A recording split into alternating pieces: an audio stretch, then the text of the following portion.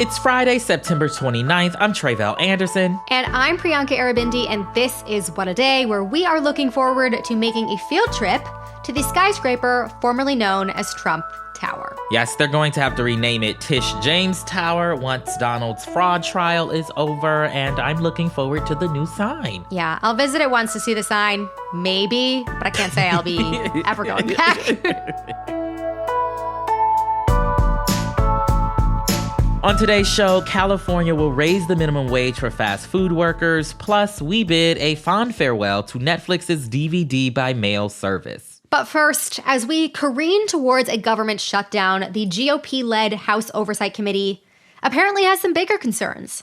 Yesterday, the committee held its first hearing in its impeachment inquiry into President Joe Biden and his family's business dealings. The hearing was filled with a panel of Republican-picked witnesses who, get this, say that there isn't actually any evidence of a crime committed by the president. Oh, so they're playing in our faces legitimately is what you're telling me. Mm-hmm. Wow. Okay. So before we get to that, can you remind us why we're even here again? Yes, absolutely. It appears that Republicans are bored with governing. I don't really know. As a reminder, they accuse Biden of corruption. They allege that he was involved with or profited from his family's foreign business dealings. By family, they mean Hunter Biden, his son, and his brother, and that he was influenced by these dealings when making policy decisions. The president's son, Hunter, and his work overseas have become the real focal point for Republicans here. But again, there is no direct evidence to support any of these claims, not one. As I said earlier, the three witnesses who Republicans actually picked to testify in front of the panel said that there was not enough evidence to accuse Biden of corruption or to impeach him. While it was going down, some senior GOP aides were actually venting to CNN reporters about how dumb it was to pick witnesses that refute their own case. So really not off to such a good start over there. But again, while Republicans devote precious time and energy to this sideshow, time is running out to keep the government open and funded, something that we will get more into very shortly, but has actual consequences for millions of Americans. Yes, we will get into that. Before that, though, what did the House Democrats on this committee have to say about all of this? I mean, House Democrats are pissed. They, much like the witnesses, pointed out that there is no evidence here showing any wrongdoing by President Biden.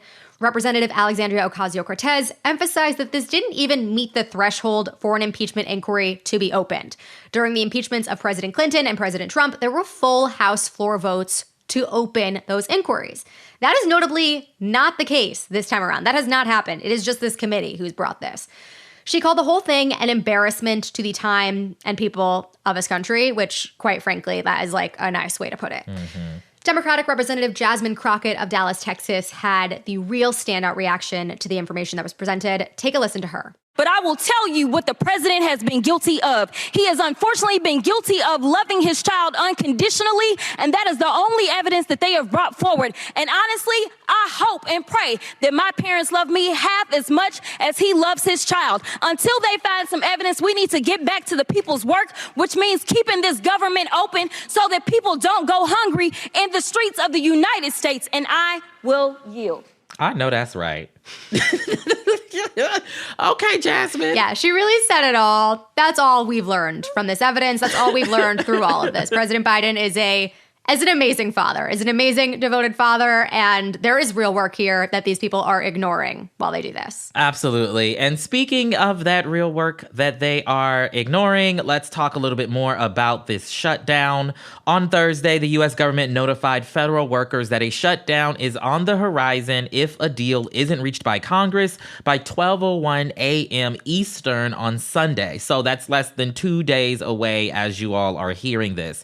The TLDR of this is that far-right Republicans in the House, with the backing of Speaker Kevin McCarthy, are basically holding the government hostage as they try to satisfy some of their conservative demands.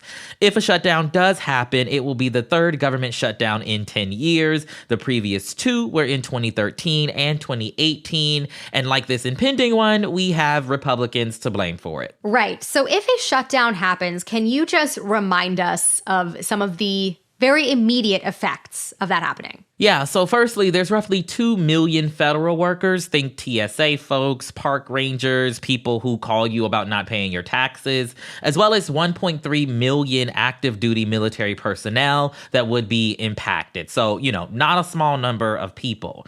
Perhaps the biggest impact is that so many folks won't get their checks. They won't be able to pay their bills or take care of their families. And some folks will be furloughed and sent home with no idea of when they can return to work. But others still have to go to work knowing that they won't be paid. Of course, everyone will get back pay once all of this is rectified, but that, doesn't help the imminent issues people will have to deal with, especially folks who are living paycheck to paycheck. Totally. Also, government programs that help lower income and other folks in need, like SNAP and WIC, could be impacted. You would still be able to go to national parks, but they won't be cleaning the bathrooms or maintaining the trails, for example. And those congressional staffers that are working on that impeachment inquiry you just mentioned, Priyanka, they also won't get paid, but will still have to go to work.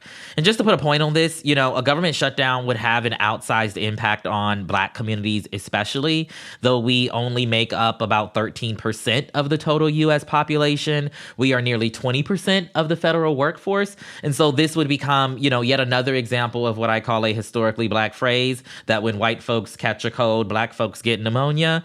A government shutdown is not great for literally anyone, but especially not Black people and communities of color that are already disadvantaged in so many ways.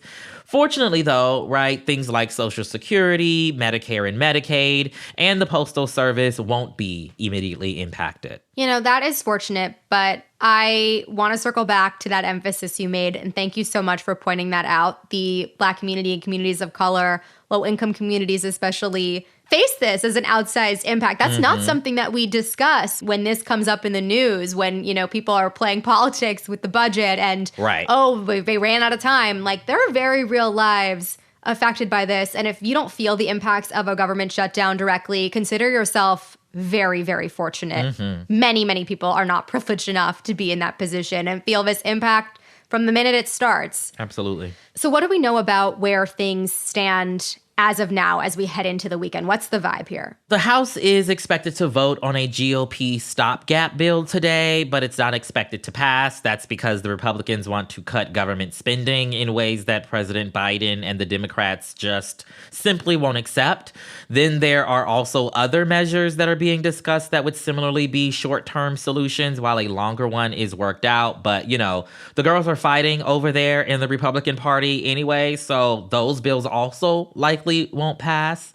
Meanwhile, in the Senate, they have their own plans. They even voted to advance a short-term funding bill earlier this week. But again, the Republicans in the House don't yet see it for such a compromise. I hope everyone sees how really the Republicans, and I should say a particular group of Republicans, are like holding things hostage. Absolutely. And again, like clockwork, it is the American people who are having to deal with these consequences. Now, a miracle could happen over the weekend. Hell, technically one could have happened already as you all are listening to this episode. But this is the latest for now as we went to record around 9:30 p.m. Eastern Thursday night.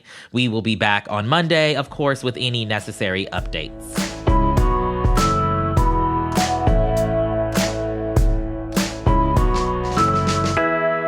Let's get to some headlines. Headlines. Starting with the continuation of Donald Trump's many legal woes, his civil fraud trial is set to start on Monday in Manhattan. That's the case we told you about earlier this week, where Trump, his sons Don Jr. and Eric, and his namesake company were found liable for fraud by overvaluing Trump's assets and inflating his net worth by billions of dollars. An appeals court yesterday rejected Trump's last-ditch effort to delay the trial. He had the audacity to even sue the judge overseeing the case 2 weeks ago, which is really wild, if you ask me. Wild? He and his team are pulling out everything they can. Didn't know you were allowed to do that, but all right.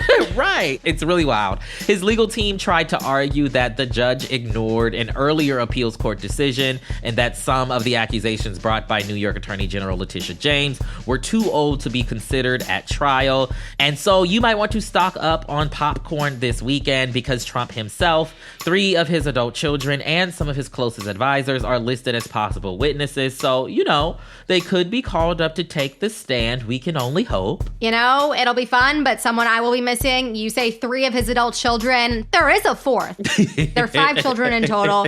Oh, it's always number 4 is getting forgotten. Poor Tiffany, since the beginning. It was always her. Justice for Tiffany in this moment. She probably likes it that way, though. She probably does. She probably doesn't want to take the stand. And good for her. Smart enough to not get wrapped into this. Or maybe just lucky enough. The Donald Trump school of legal maneuvering is once again outdoing itself.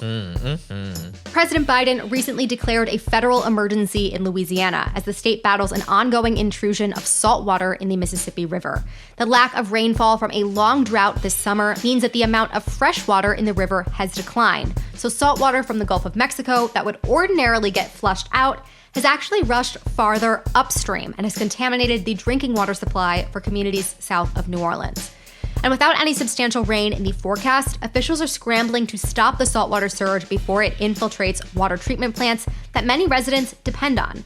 That has led to skyrocketing demand for bottled water in New Orleans, as residents there brace for the possibility that they too might lose access to drinkable water. New Orleans faced a similar threat back in 1988, but more recently, we saw this play out in Jackson, Mississippi just last year. And with climate change making these crises more and more frequent, it's also costing a lot of money. FEMA Administrator Deanne Criswell said last week that after a record-breaking year of disasters, the agency's emergency relief fund is almost tapped out. The looming government shutdown is not helping either, and we are still in the peak of Atlantic hurricane season. I don't know how else to say this. We are in the bad place. We are the little dog in the burning room. That is us. That is absolutely us. Shifting gears a bit to highlight a major win for food service workers. Yesterday, California Governor Gavin Newsom signed legislation that would raise the minimum wage for fast food workers in the state to $20 an hour, the highest base salary in the industry. Since the beginning of the COVID pandemic, California has seen over 450 fast food worker strikes to push back against low wages and poor working conditions. When the pay bump takes effect next April, full-time fast food workers can expect to make around $41,000 a year. That is up from the current average annual salary of about $34,000 a year. Activists who fought for the bill say that many of these workers are the primary breadwinners for their families. And this is just the beginning. The law also creates a special counsel with the power to increase fast food industry wages through 2029 and to ensure they keep up with inflation. Meanwhile, over in New York City, a judge ruled that food delivery companies must bump up what they pay their workers to nearly $18 an hour. Earlier this year, we talked about how delivery workers for companies like DoorDash, Uber Eats, and Grubhub are considered independent contractors, meaning they aren't entitled to a state or federal minimum wage. City officials passed legislation to remedy that, but the apps sued to block it, claiming that paying their workers higher wages would hurt business, which is a very interesting way of saying the quiet part out loud, that you don't care about your workers and you only really care about your bottom line. Yikes. Yeah. Thursday's ruling clears the way for the new minimum wage starting next month.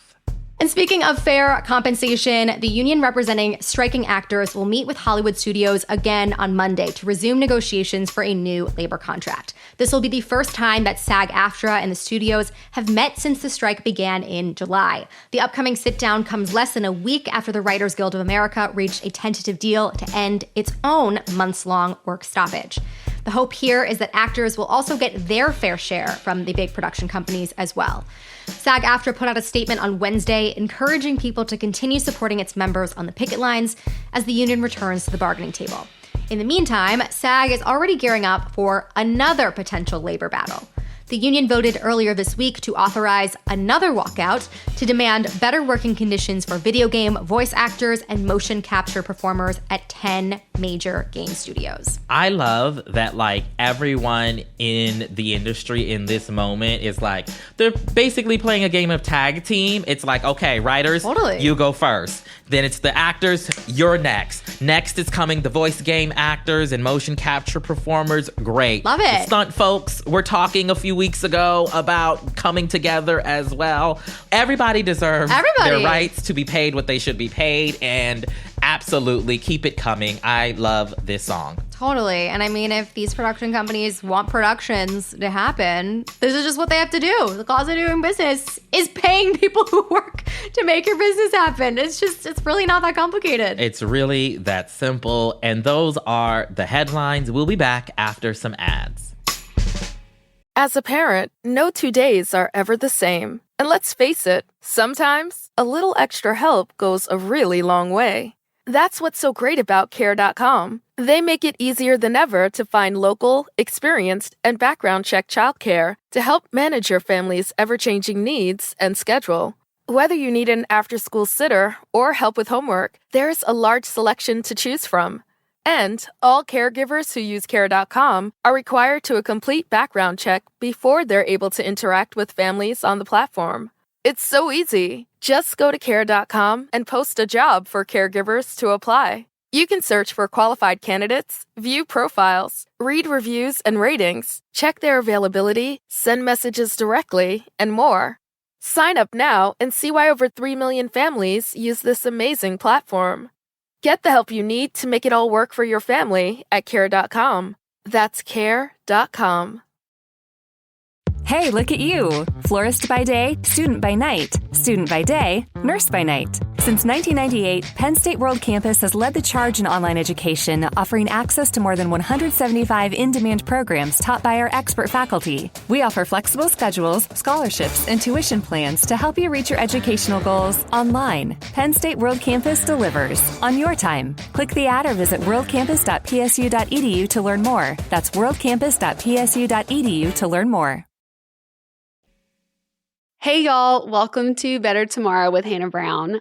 I am so excited to have this space to build true community as we dive into the big questions. I do hope to provide raw, unfiltered takeaways and revelations that you also can relate to. This is for you and me. We can make it whatever we want it to be.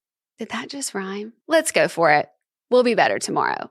Listen on the SiriusXM app, Pandora, or wherever you get your podcast.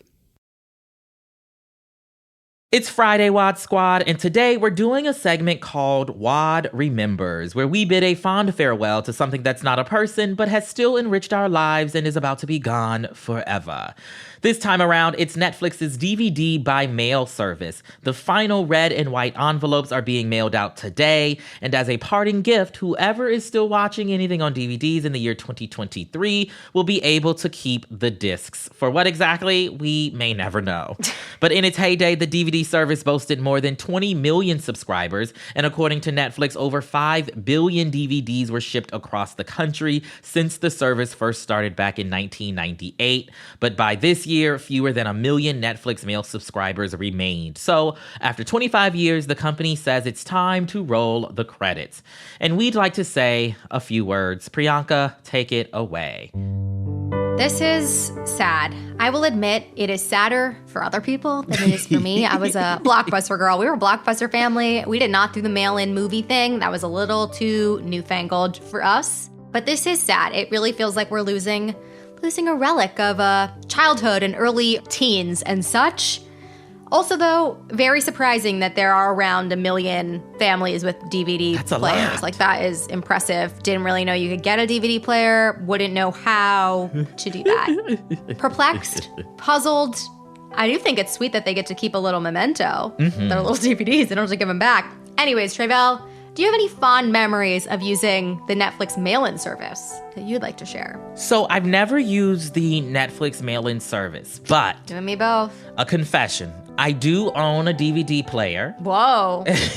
Well, I just have never thrown it away. I also have a very big, CD-ROM case full of DVDs that Wow. are just collecting dust on the shelf, to be clear, but they're there. You never know when you are going to need to dust off your copy of the Lifetime original movie, Life is But a Fairy Tale, starring Fantasia Barrino. Didn't know they made DVDs of those. That is impressive. Didn't know the Lifetime movies went to disc. I know, but they do. I thought it was like The Lion King. I'm just saying, you got to keep these things at minimum for nostalgia purposes. maybe I will never pull out my actual DVD player, but like, I feel good being able to say, you know, I remember when we had these little CDs and that's how we watched movies. I get it. I feel like if I had one, I wouldn't be like running to get rid of it. But since I don't miss it. You know what I mean? Right. I get it. Anyways, R.I.P. Yes, rest in peace to Netflix's DVD by mail service. It was good to know you. What a time. What a time to be alive. And that was WAD Remembers. And may we remember the red and white envelopes alongside the blue and yellow Blockbuster ticket logo forevermore.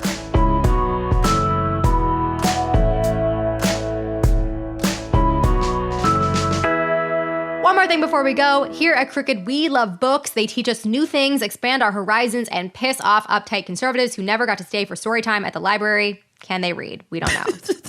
That's why we created our very own storefront on bookshop.org, where you can find books published by Crooked's imprint, a selection of favorites from the Crooked staff, and lots more. You can even pick up a copy of my fabulous, wonderful book, We See Each Other, A Black Trans Journey Through TV and Film. Look for it in the Crooked Authors section. Yes, highly recommend. Bookshop.org directly supports local booksellers, so you will not be personally funding Jeff Bezos' yacht renovations, which is a huge plus when it comes to purchasing a book. Always a plus. Head over to crooked.com/bookstore to find your next read. That is all for today. If you like the show, make sure you subscribe, leave a review, pray that Republicans somehow get their shit together, and tell your friends to listen. And if you are into reading and not just Representative Jasmine Crockett's bio, like me, What a Day is also a nightly newsletter. Check it out and subscribe at crooked.com/subscribe. I'm Priyanka Arabindi. I'm Tre'vell Anderson. And Godspeed, Little Red Envelopes. In the words of the great songwriter, although we've come to the end of the road, ... And then what? It's a song. You don't know that song, Priyanka? No. Although we've come to the end of the road, I can't let go. Oh, okay. I thought it just ended there. I was like, wait, what? What a Day is a production of Crooked Media. It's recorded and mixed by Bill Lance. Our show's producer is Itzy Quintanilla. Raven Yamamoto and Natalie Bettendorf are our associate producers, and our senior producer is Lita Martinez. Our theme music is by Colin Gilliard and Kashaka.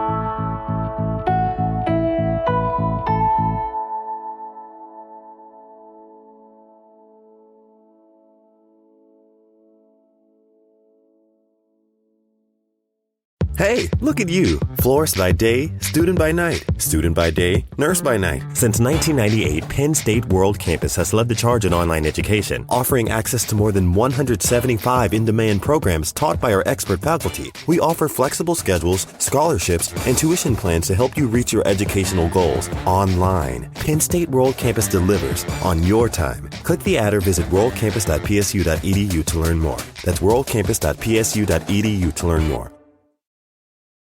Here are 3 reasons why Smartwater makes the #1 summer travel companion. It works with every car cup holder and pairs perfectly with gas station guilty pleasures. If you're making moves, we got you. Smartwater hasn't met a backpack it didn't fit right into. And if someone is trying to start an awkward convo on the plane, Smartwater can help you cut it off while you get your earbuds in. Like this. Sorry. I'm just way into hydration. Smartwater. Keep it smart.